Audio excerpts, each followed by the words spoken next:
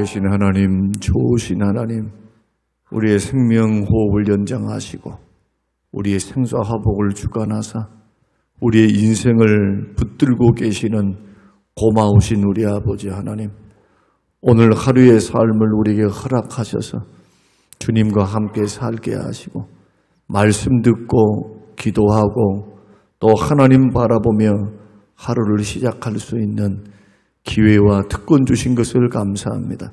하나님을 가까이함이 늘 우리의 복이요 기쁨이 되는 줄을 늘 인식하게 하시고 주님 중심으로 살아가는 우리 모든 인생이 되게 하옵소서.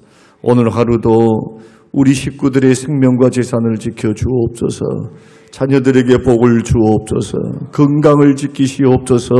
치료하여 주옵소서. 기도에 응답하여 주시옵소서. 필요를 채워주시고 밤낮 부르짖고 간구하는 소리가 하는 하나님께 상달되어서 응답의 큰 영광과 기쁨이 가정마다 이루어지게 하옵소서. 예수님 이름으로 기도합니다. 아멘. 요한복음 5장 19절에서 23절 말씀입니다. 요한복음 5장 19절에서 23절. 그러므로 예수께서 그들에게 이르시되 내가 진실로 진실로 너희에게 이르노니 아들이 아버지께서 하시는 일을 보지 않고는 아무것도 스스로 할 수 없나니 아버지께서 행하시는 그것을 아들도 그와 같이 행하느니라. 아버지께서 아들을 사랑하사 자기가 행하시는 것을 다 아들에게 보이시고 또 그보다 더 큰 일을 보이사 너희로 놀랍게 여기게 하시리라. 아버지께서 죽은 자들을 일으켜 살리심같이 아들도 자기가 원하는 자들을 살리느니라. 아버지께서 아무도 심판하지 아니하시고 심판을 다 아들에게 맡기셨으니 이는 모든 사람으로 아버지를 공경하는 것 같이 아들을 공경하게 하려 하심이라. 아들을 공경하지 아니하는 자는 그를 보내신 아버지도 공경하지 아니하느니라. 아멘. 아멘. 오늘 저는 우리 예수님의 자기 주장이죠. 예수님의 이 말씀, 자기 자신에 대한 주장의 말씀을 우리가 들으면서 예수님이 어떤 권세를 가지고 계시는 분인지, 그것에 대해서, 그것의 실체에 대해서 우리가 말씀을 서로 나누면서 우리가 믿고 있는 구주 예수님, 육신을 입고 이 땅에 오신 그 예수님이 이런 분이다라는 것, 다 알고 계시는 내용이지만 그러나 이것을 좀 논리적으로 구체적으로 살펴보게 되면 예수님은 단순히 구원만 주시는 분이 아니다는 것을 우리가 기억하면서 예수님에 대해서 좀 더 새롭게 알고 보다 정확하게 알아가는 그런 시간이 오늘 됐으면 좋겠습니다. 베데스다 목가에 38년 된 병자를 고치신 그 이후로부터 예수님이 유대인들로부터 박해를 받으십니다. 그 이유는 뭐냐 하면은 안식일을 어겼다. 안식일을 어겼다라고 하는 것은 율법을 어겼다라고 유대인들이 생각했기 때문에 율법 중에서 가장 중요한 것을 안식일로 보았습니다. 유대인들은. 그래서 안식일을 무시하면서까지 사람을 고치는 그 일을 뭘로 이해를 했느냐 하면은 일하는 것으로 이해를 한 겁니다. 그러니까 안식일에는 어떤 것도 해서는 안 돼. 하나님의 명령이야. 하나님의 말씀이야. 자, 다시 말씀드립니다. 안식일은 어떤 것도 해서는 안 돼. 하나님의 명령이기 때문에. 여기까지는 굉장히 그럴듯하죠. 유대인들의 사고방식이. 그런데 예수님은 안식일을 주신 목적, 하나님이 안식일을 주신 동기와 목적과 그 본질을 잃어버렸다고 말씀합니다. 유대인들이. 그거 무시했구나. 안식일은 안식일 자체가 중요한 게 아니야. 그 말씀이거든요. 안식일의 정신이 중요하다는 정신. 왜 하나님께서 안식일을 우리에게 허락하셨을까? 날 때문에 하나님께서 6일 동안 창조하시고 7일째에 안식하셨으니까 하나님 안식하셨으니까 우리도 안식해야 돼. 그 날을 위한 안식인가? 사람을 위한 안식인가? 누구를 위해서 하나님의 안식일을 제정하셨는가? 여기에 대해서 주님께서 유대인들에게 반문을 하시는 겁니다. 그리고 중요한 것은 안식일을 제정하신 분이 누구십니까? 예? 예수님입니다. 우리가 생각하는 것처럼 성부 하나님이 아니고 성부, 성자, 성령 하나님이세요. 창세기 1장에 보면 벌써 1장 1절에는 천지를 말씀으로 창조하십니다. 천지를 창조하실 때 1장 2절에는 하나님의 신은 수면 위에 운행하고 계시고 시편에서는 하늘의 지혜, 하나님의 지혜로 말씀으로 천지 만물을 창조합니다. 히브리서 말씀에서도 지은 것이 다 그리스도를 통해서 말미암지 않고서는 지은 것이 없어요. 다 주님을 통해서 말씀 되신 주님.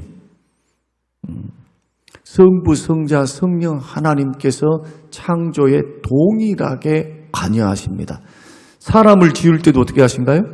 우리가 우리의 형상대로 우리 모양을 따라 사람을 만들고 우리가 복수로 되어 있어요. 단수가 아닙니다. 그러니 여호와 증인이나 아니면 유대인들이나 이슬람을 믿고 있는 사람들이 왜 구원이 없냐 하면은 이 예수님을 인정을 하지 않는 거예요. 오직 하나님은 한 분인데 어떻게 한 분으로 존재하는가? 삼위일체 신비에 대해서 성경이 말씀하고 있는 삼위일체의 신비, 삼위일체라고 성경은 말하지는 않아요. 그러나 성경 66권을 들여다보면은 하나님이 삼위로 존재하고 계심을 성경이 증언하는 것을 무시하고 믿지 않는 겁니다. 여러분, 예수님을 믿지 않으면 구원이 없습니다. 예수님을 통해서 구원의 길을 하나님이 여신 거예요. 믿음으로, 예수 그리스도를 믿음으로 구원받는 거예요. 믿음으로. 그것을 우리들이 반드시 기억해야 합니다. 유대인들이 구원을 못 받는 거예요. 그래서 유대인들의 한계는 뭐냐? 율법주의에 딱 갇혀 있는 거예요. 율법의 문자에 딱 갇혀서 율법의 정신이 뭔지. 율법의 정신이 뭡니까? 예수님이 마태복음 5장, 6장, 7장에서 가르치신 율법을 재해석해 주시죠. 바리새인들의 율법관을 재해석해 주신 것이 산상수훈이에요. 산상수훈의 정신이 뭡니까? 하나님 사랑, 이웃 사랑. 사랑의 사랑. 나는 율법을 지킵니다 해놓고 그 율법을 가지고 사람을 때려잡는 일을 하면 그게 율법주의자고 바리새인인 거예요. 율법은 정죄만 합니다. 정죄. 율법은 죄를 깨닫게만 하는 기능을 해요. 두 가지 기능밖에 안 해요. 또 한 가지 기능은 로마서에서 말씀하고 있는 기능은 몽학선생에 대해서 초등학문 몽학선생에 대해서 우리의 한계를 율법은 우리의 약함과 부족함과 죄를 드러내고 정죄해서 너는 이대로 가면은 너는 지옥 가 하나님 심판받아 이것을 드러내서 자기 절망 죄인들로 하여금 절망하게 만드는 일을 하면서 동시에 그리스도를 바라보게 해요. 그리스도를. 예수밖에 소망이 없구나. 나를 살리실 분은 예수밖에 없구나. 나를 구원하시고 나를 건지실 분은 예수밖에 없구나. 예수께로 이끄는 일을 합니다. 뭐를 통해서? 긍정적인 면이 아니고 부정적인 면. 너 죄인이지. 또 죄 지었지. 너 이 죄 적은 죄 아니다. 이 죄 때문에 지옥 간다. 하나님의 심판이 임한다. 그래서 더 자기의 약한 말씀을 보고 율법을 보면서 들으면서 읽으면서 묵상하면서 찔리는 나에게 더 주님을 의지하게 만들고 주께로 가까이 가게 만들고 주님의 십자가의 공로, 나를 위해 십자가에 죽어주신 그 공로가 얼마나 보배롭고 감사한 일인가. 보혈을 더 의지하게 돼요. 예수님을 사랑하게 돼요. 왜? 예수님이 지금도 짓고 있고 과거도 짓고 있고 현재 있는 죄, 이 모든 죄를 다 짊어지시고 십자가에 죽으신 거거든요. 그래서 예수 믿으면 죄 용서 받는데 결코 정죄함이 없어요. 로마서 8장 1절 그리스도 예수 안에 있는 자는 결코 정죄함이 없나니 죄와 사망의 법에서 생명의 성령의 법이 우리를 살리셨습니다. 율법주의는 천국도 못 가고 복음을 무너뜨려 버려요. 그러나 율법은 귀한 것입니다. 율법은 하나님의 선한 것입니다. 하나님의 선한 뜻입니다. 우리로 하여금 이것이 죄라고 하는 것, 그래서 그 길은 하나님 기뻐하지 않는다는 것을 가르치시는 내비게이션이 되는 거예요. 내비게이션. 우리는 완벽하게 그 말씀을 지킬 수는 없지만 그러나 그 방향성을 향해서 가게 돼요. 말씀의 인도를 따라, 율법의 인도, 계명의 인도를 따라서 힘들지만은 죄와의 싸움, 세상과의 싸움, 내 속에 있는 욕망과의 싸움, 옛사람의 본성과의 싸움을 내가 걸면서 나를 도우시는 성령의 능력을 힘입으면서 말씀과 기도로 싸우는 겁니다. 싸워가는 거예요. 넘어질 수 있습니다. 실수할 수 있습니다. 넘어지고 실수하는 것이 부끄러운 것이 아니고 회개할 줄 모르는 것이 부끄러운 거예요. 길을 다 열어놨잖아요, 하나님께서. 그러면 신약 시대에만 그렇게 했느냐? 그렇지 않습니다. 구약 시대에도 주님은 똑같은 원리를 주셨습니다. 먼저 출애굽시켜 놓고 먼저 죄와 사망에서부터 건져 놓고 홍해를 건넌다는 것은 세례받는 것이고 홍해 건너기 전에 유월절을 지킨다는 것은 예수님의 어린 양의 피로 너희의 모든 죄를 다 사했다라고 하는 마귀는 바오로는 사단을 상징하고 애굽은 세상을 상징하잖아요. 세상을. 죄와 사망과 원수 세상의 포로로 잡혀서 지옥 갈 우리들을 하나님께서 하나님의 큰 권능으로 누가 하셨어요? 하나님이 하신 거예요. 하나님이. 구원을 우리가 한 게 아니에요. 하나님이 전적으로 모세를 도구로 삼아서 하나님이 10가지 능력, 권능을 행하사 하나님이 살아계심과 하나님이 구원자 되심과 상처나지 하나님밖에 구원할 자가 없음을 드러내는 사건. 이것이 출애굽 사건. 이 구원을 시키십니다. 그리고는 신의 산으로 불기둥, 구름기둥으로 인도하십니다. 누가 하십니까? 하나님이 하십니다. 하나님이 친히 그 신의 산에서 율법과 성막을 주십니다. 율법은 구원받은 백성들의 삶의 규범입니다. 구원받아라고 준 것이 아니고 하나님의 백성답게 살아라고 준 거예요.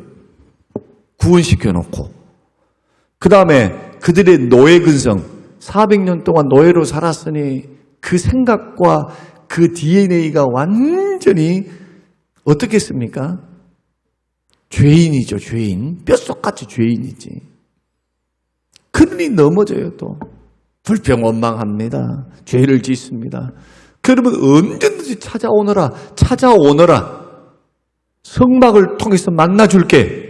그러나 그냥 마음대로 오면 안 된다. 내가 지금 세우는 방법을 따라와라. 제사제도. 5제사 7절기.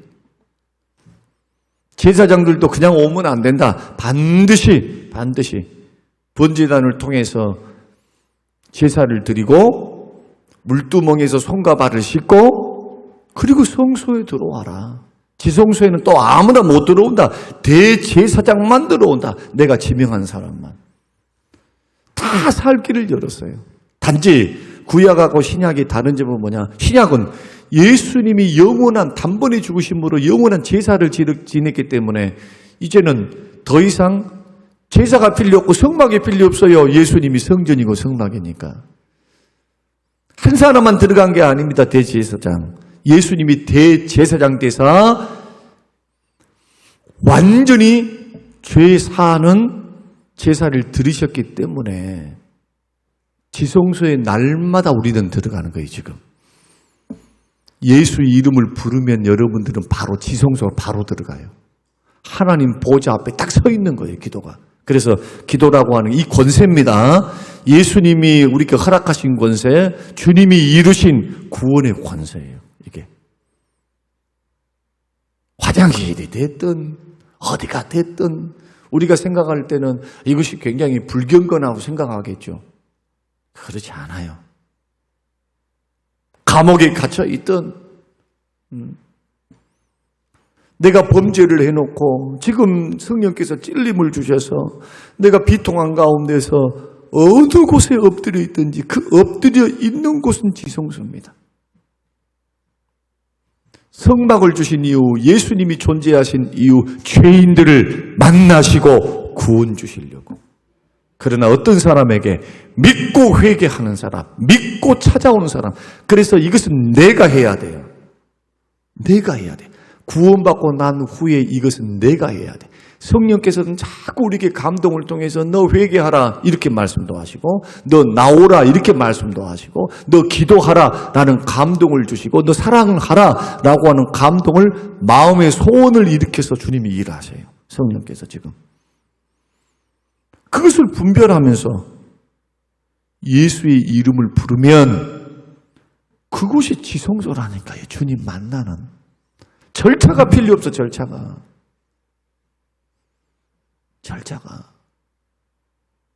그러나 조심스럽습니다. 이렇게 신앙생활을 해도 반드시 주일날은 모여야 됩니다. 모여서 예배하는 것을 주님이 정하셨기 때문에 모이기를 피하는 사람들이 어떤 습관과도 같이 하지 말고 오직 주님의 재림이 가까움을 바라볼수록 심판날이 가까움을 볼수록 더욱 그리하자. 안식일을 어겼다고 그냥 메시아가 아니다고 속단해버리는 것이죠. 그리고 예수님이 왜 그렇게 박해를 받았느냐. 예수님이 아버지와 똑같다고 내 아버지라고 하나님을 내 아버지라고 말을 하시는 거예요. 그래서 C.S. 루이스는 전에도 설명드렸습니다만 예를 들었습니다만은 예수님이 자기 주장이 어떤 주장이냐 제가 한번 읽어드릴게요. 자, 여러분들이 유대인이라고 생각하고 지금 예수님을 몰라. 예수님에 대한 프로필이 뭐냐 하면 이것만 알고 있는 겁니다. 아, 갈릴리 촌동네에 목수쟁이라며. 그것도 30이 넘어서도 결혼도 못한. 어떻게 생각했겠습니까? 얼마나 가난하면은 결혼도 못했겠는가? 18, 17이면 결혼했던 때예요, 그때. 예수님은 30살 노총각이셨어요. 누가 봐도 목수라 그러지, 결혼도 안 했지, 그 형편없네? 별 볼 일도 없는 떠돌이네? 이렇게 생각을 하죠. 또 우리 주님의 행색이 어떠느냐 하면은 예수님은 고운 옷을 입지도 못했어요. 그리고 이사야 53장의 말씀 보면은 예수님을 어떻게 묘사하느냐 하면은 우리의 메시아를 고운 모양도 없고 풍채도 없다고 말씀을 해요. 그러니까 우리가 지금 그려놓고 있는 성화 막 예수님 살이 붙어가지고 막 멋지게 그냥 막 서양인으로 예수님이 서양인입니까? 동양인이지. 안 그렇습니까? 다 사진 보면은 다 서양인으로 그려놨어. 예수님은 아시아 사람이잖아요. 아시아.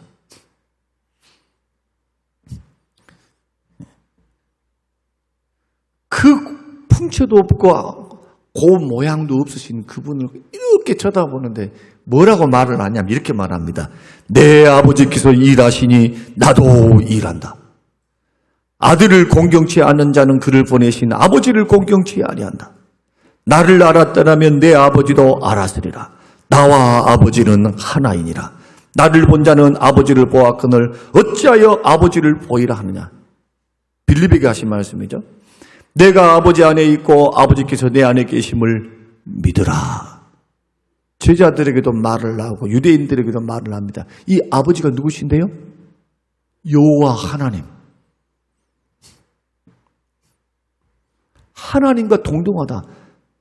그러니까 C.S. 루이스가 영국의 교수이면서 저널리스트인 학자인 C.S. 루이스가 자기가 성경을 읽다가, 그 사람은 성경을 읽다가 예수를 믿은 사람이에요. 무신론자였는데 성경을 읽다가 성경을 쭉 읽어보니까 이렇게 주장하는 것 보니까 예수는 둘 중에 하나일 것 같은데, 정신병자 사이코 아니면 진짜 자기가 하나님인 거예요. 하나님하고 맞짱 뜨는 동등한 위치에 있는 하나님이라는 거예요. 둘 중에 하나겠는데 이거?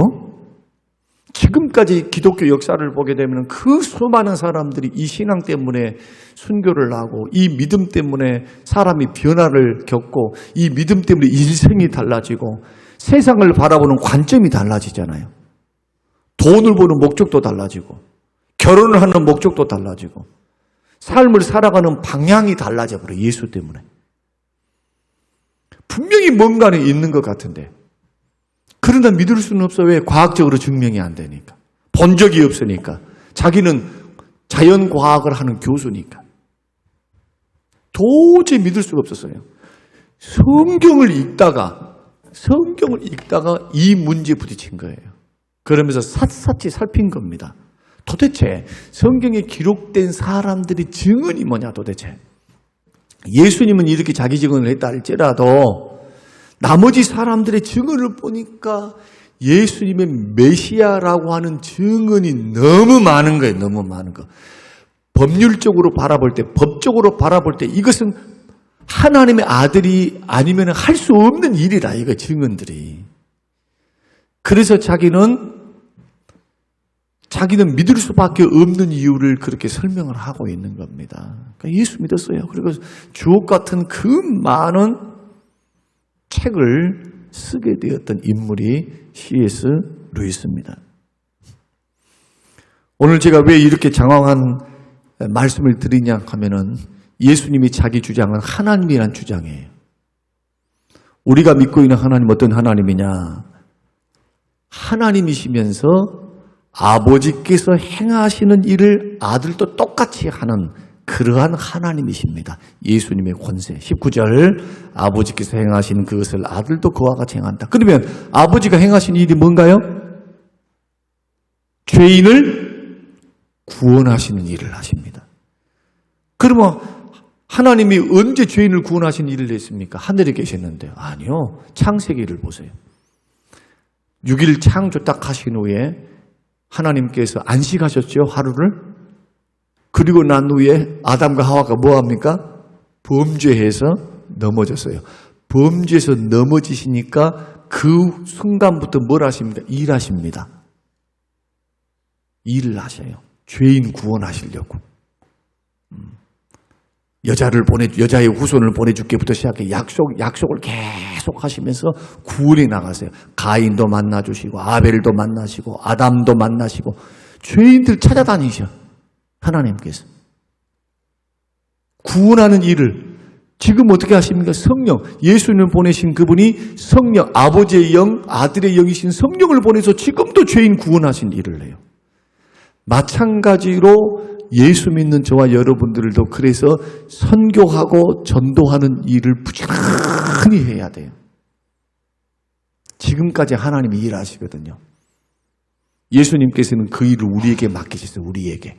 그리고 성령, 예수님이 여기신 성령은 생명 살리고 죄인을 구원하시는 일들을 지금도 하시고, 택한 백성들을 붙드사 돕는 일, 보혜사가 돕는 자라는 뜻이니까 돕는 일을 지금까지 해요. 언제까지 하실까요? 각자 한 사람 한 사람, 택함 받은 구원받은 사람이 지구상에서 다 구원받기 전까지 성령께서는 그 일을 하시면서 천국까지 인도해 주신 일을 하신다. 그래서 여러분과 저는요, 성령의 손을 잡고 성령의 도장을 받고 성령의 손을 잡아서 인도함을 받아서 천국 가는 거지, 나는 나이가 들어서 성령님 계신지도 몰라요. 젊었을 때는 할렐루야 하면서 뜨겁게 기도했는데 지금은 기도할 힘도 없어요.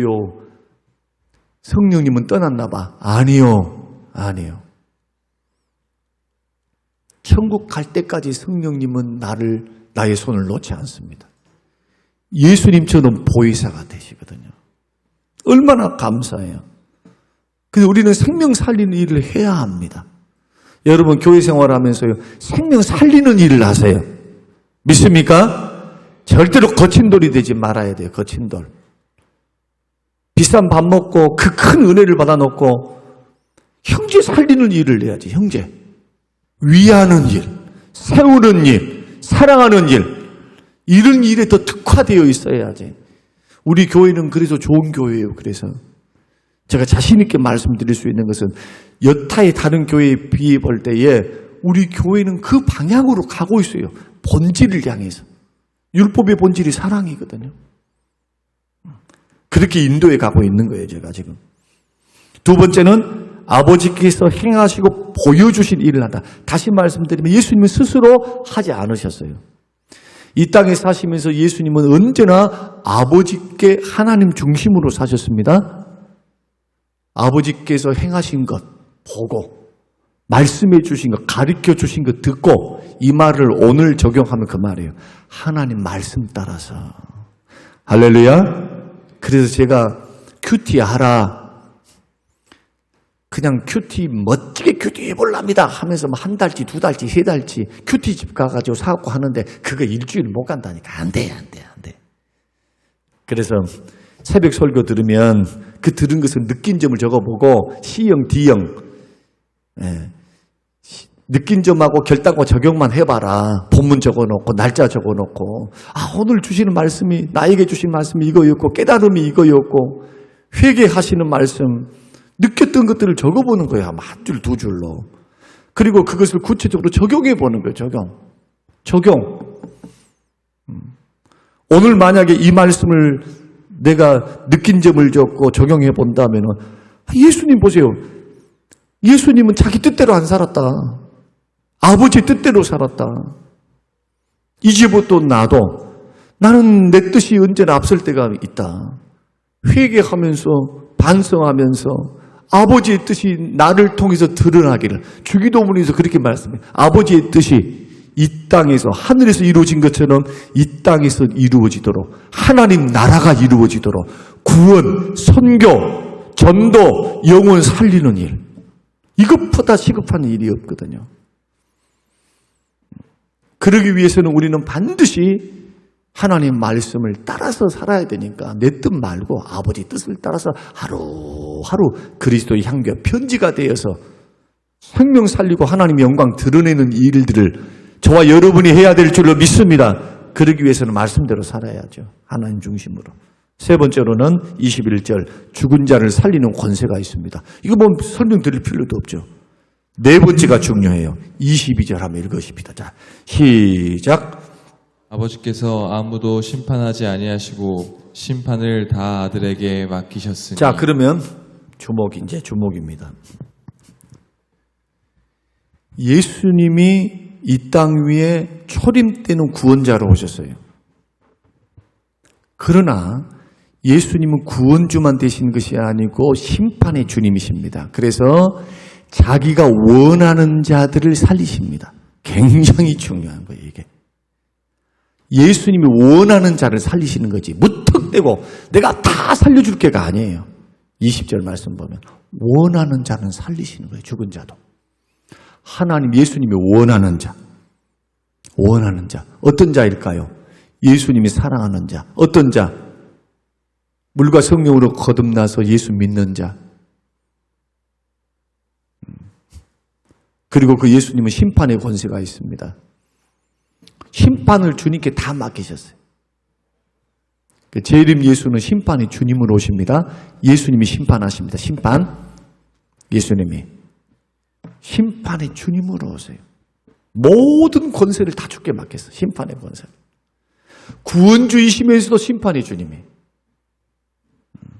계시록에서는 백마 타고 칼을 들고 와요.